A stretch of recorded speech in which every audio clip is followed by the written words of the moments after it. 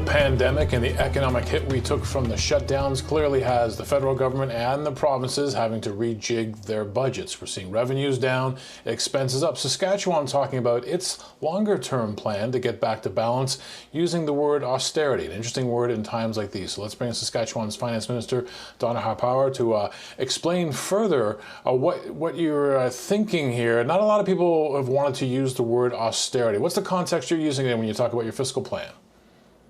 So what we are planning is to be able to come back to balance in 2024-25. So it's a few years out. But I think during those years, we're going to have to make policy decisions as a government that will stimulate the economy and help the economy grow. We need to build an economy and grow the economy, not the size of government. So when I talk about austerity, I mean austerity within our internal spending. I don't think at this point in time that the public wants to see a larger, more onerous government, but they do want to see policies put in place that will help communities grow and industries grow and businesses grow, and all of that will create employment and help families. Yeah, so you're one of the few, I think, finance ministers and governments we've talked to in recent weeks and months actually talking about a path back to balance. Could that path be a bit of a winding one, I guess? We don't know what the pandemic's going to bring this fall and winter. You're absolutely correct. Like anytime you give out your forecast, there's always some uncertainty in those numbers. And there's more uncertainty than ever right now in the pandemic. So it's premised on the reopening continued at the pace that it is. And we're also very trade dependent province. So therefore, we're also dependent on the reopening of other provinces and other countries. If we continue on the path that we're seeing, we'll be able to achieve that goal of balance in 2024-25. But there is a lot of uncertainty as we go forward.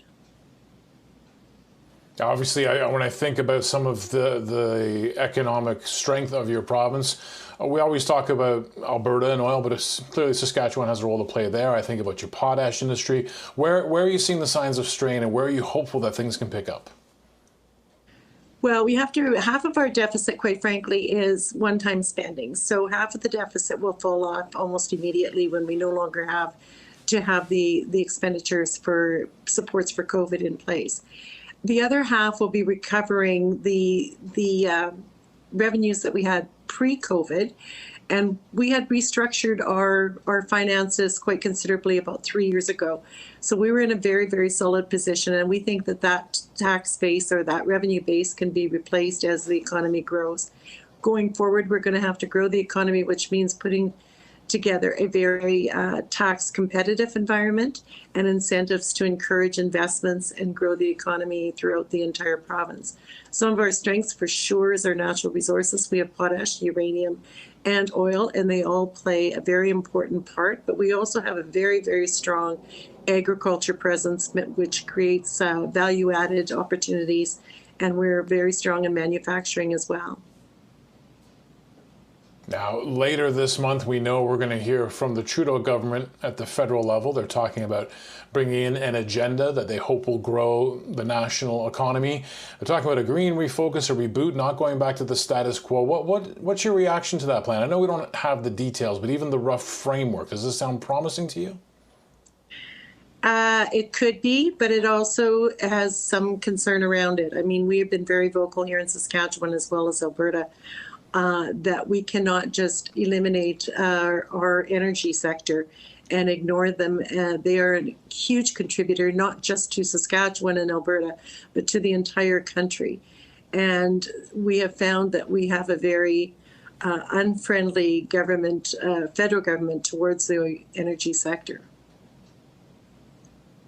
Okay, so what would you like to see then in terms of support for energy? We know that during the pandemic they were asked a number of times, will you come out with industry-specific supports?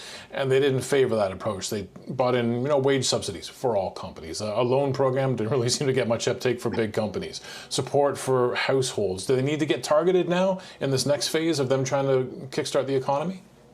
We're not necessarily asking for them to target a specific industry. We're asking for them not to put onerous regulations in place that they already have, and not to further those regulations that penalize those particular industries. The industries can thrive as long as they're in an environment that encourages their ability to make wise business decisions and that keeps them competitive.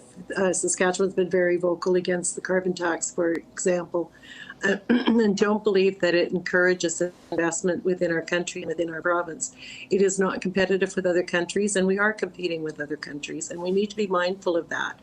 I agree that we must protect our environment, and I think that our companies and our industries have gone above and beyond other countries in putting in place policies and processes that does protect the environment, and we always have to regulate that.